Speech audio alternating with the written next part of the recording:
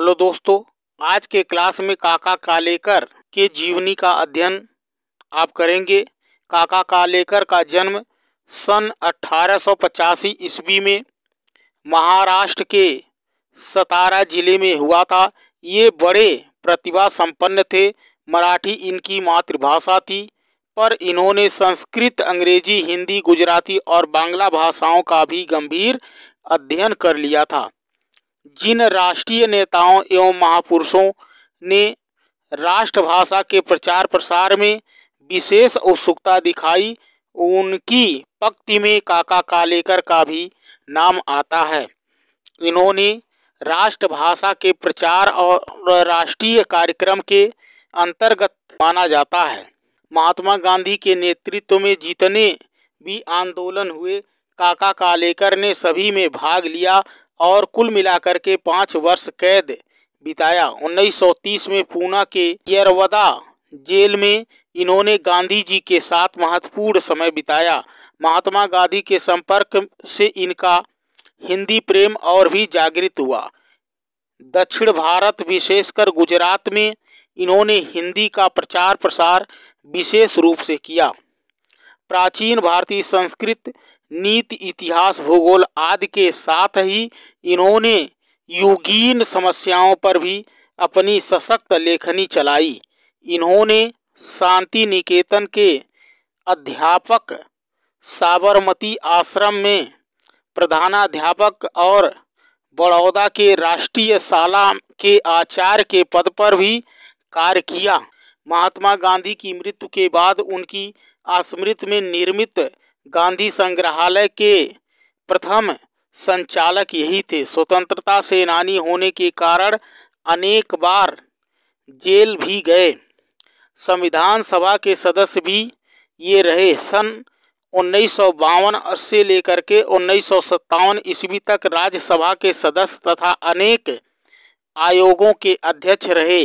भारत सरकार ने पद्म भूषण तथा राष्ट्रभाषा प्रचार समिति ने गांधी पुरस्कार से काका कालेकर जी को सम्मानित किया। ये रविंद्रनाथ टैगोर एवं पुरुषोत्तम दास टंडन के भी संपर्क में रहे।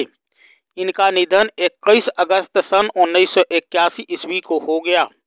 काका कालेकर मराठी भाषी होते हुए भी हिंदी भाषा के प्रचार प्रसार के प्रति जो रुचि प्रदर्शित की, वह हिंदी भाषियों के लिए अनुकरणीय है। इनका हिंदी साहित्य, निबंध, जीवनी, संस्मरण, यात्रा वृत्त आदि गद्य विधाओं के रूप में उपलब्ध होता है। इन्होंने हिंदी एवं गुजराती में तो अनेक रचनाओं का सृजन किया ही, हिंदी भाषा में अपनी कई गुजराती रचनाओं का अनुवाद भी किया है। इनकी रचनाओं पर अनेक राष्ट्रीय नेताओं एवं साहित्यकारों का प्रभाव परिलक्षित होता है। तत्कालीन समस्याओं पर भी इन्होंने कई सशक्त रचनाओं का सृजन किया। काका कालेकर की रचनाओं में भारतीय संस्कृति के विभिन्न आयामों की झलक दिखाई देती है। जीवन के अंतरतम तक इनकी पैठ थी, इसलिए जब ये किसी के जीवन के विवेचना करते थे तो रचना में उनका व्यक्तित्व उभर आता था। कालेकर जी की प्रमुख कृतियां इस प्रकार है। निबंध संग्रह में जीवन काव्य, जीवन साहित्य का सर्वोदय, यात्रा वृत्तांत में हिमालय प्रवास, यात्रा उस पार के लोकमाता, संस्मरण में बापू की झांकियां, आत्मचरित्र, जीवन लीला, सर्वोदय इनमें काका कालेकर के यथार्थ जीवन की झांकियां हैं। भाषा शैली, काका कालेकर जी की भाषा परिष्कृत खड़ी बोली है। उसमें प्रवाह, ओज तथा रचनाओं में अंग्रेजी, अरबी, फारसी, गुजराती, मराठी के शब्द भी मिल जाते हैं। तत्सम, तद्भव और देशज आज सभी शब्द रूप इनकी भाषा में एक साथ देखे जा सकते हैं। मुहावरों और कहावतों का प्रयोग भी इन्होंने किया है। भाषा में प्रसंग के अनुसार ओज गुण भी हैं।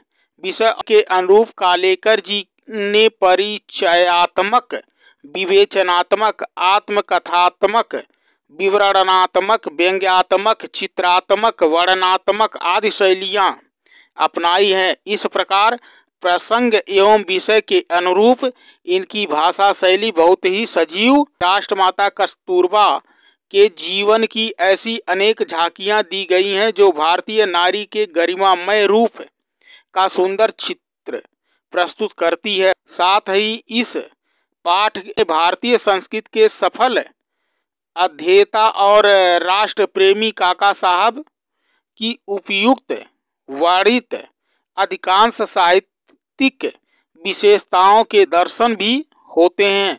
विवेचनात्मक शैली में लिखे गए प्रस्तुत पाठ की भाषा अपेक्षाकृत संस्कृतनिष्ठ एवं परिष्कृत है। जैसे दुनिया में दो मोघ शक्तियां हैं, शब्द और कृति। इनमें कोई शक नहीं कि शब्दों ने सारी पृथ्वी को हिला दिया है, किंतु अंतिम शक्ति तो कृति ही है। महात्मा जी ने इस दोनों शक्तियों की असाधारण उपासना की है। इसी के साथ काका कालेकर जी की जीवन परिचय पूर्ण होता है। आप इस चैनल को लाइक, सब्सक्राइब एवं शेयर अधिक से अधिक करें, जिससे अन्य लोग भी इससे लाभान्वित हों। धन्यवाद।